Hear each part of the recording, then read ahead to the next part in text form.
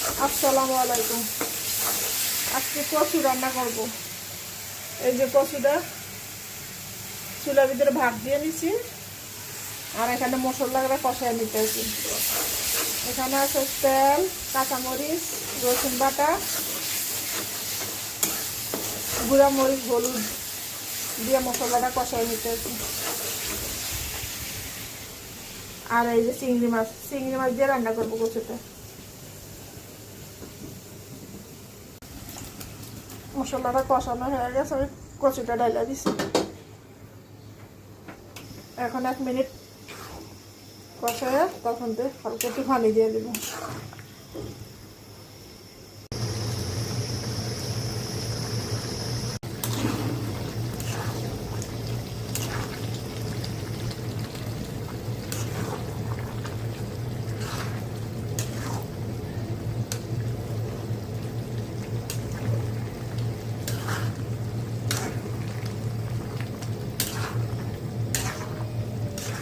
কচু তরকারি কার কার পছন্দ কমেন্ট করে জানাইবেন। আপনারা ভিডিও দেখেন অথচ আমাকে ফলো করেন না। ফলো করবেন, লাইক দিবেন, শেয়ার করে দিবেন। তরকারিটা বাড়ির ভিতরে নিয়ে নিচ্ছি। এই যে আমার কচু তরকারি চিংড়ি মাছ দিয়ে। কেমন হয়েছে কমেন্ট করে জানাবেন। আসসালামু আলাইকুম। আজকে কাঁচা কাঁঠাল দিয়ে চিংড়ি মাছ, এই যে চিংড়ি মাছ বাইজা নিয়েছি, চিংড়ি মাছ দিয়ে রান্না হবে। এখানে আমি তেল, কাঁচা পেঁয়াজ, কাঁচামরিচ, আদা, রসুন, মরিচের গুঁড়া, হলুদের গুঁড়া দিয়ে তরকারিটা কষায় নিতে হয়েছি।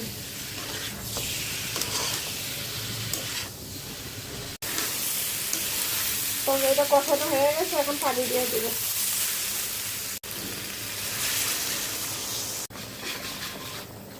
চিংড়ি মাছটা দিয়ে দিব।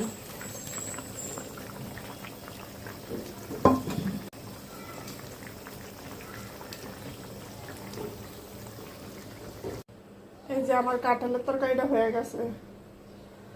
আমি একটু জিরা গুঁড়ি দিয়ে তরকারিটা নামায় ফেলছি। কালারটা কেমন হয়েছে কমেন্ট করে জানাবেন। আমার চ্যানেলটা নতুন, ফলো করবেন, লাইক দিবেন, শেয়ার করবেন।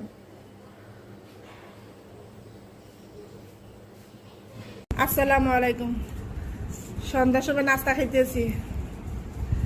এই যে এখানে লুডুস পাক করছি, চিংড়ি মাছ দিছি, ডিম দিছি, গাজর দিছি, আর কি টমেটো দিছি, কাঁচামরিচ, পেঁয়াজ যা যা লাগে স্বাদ অনুযায়ী দিয়ে এখন তৈরি করে নাস্তা খাইতেছি সবাই মিলে। এই যে এখানে আছে পায়েস। সকালে আমি সাগুর পায়েস করছিলাম, সকালে খাওয়ার পরে একটু রয়েছে, এখন ওইটা খাবো। পায়েস খাবো, লুডুস খাবো, সন্ধ্যার নাস্তা। তো ভালো থাকবেন সবাই, আল্লাহ হাফেজ।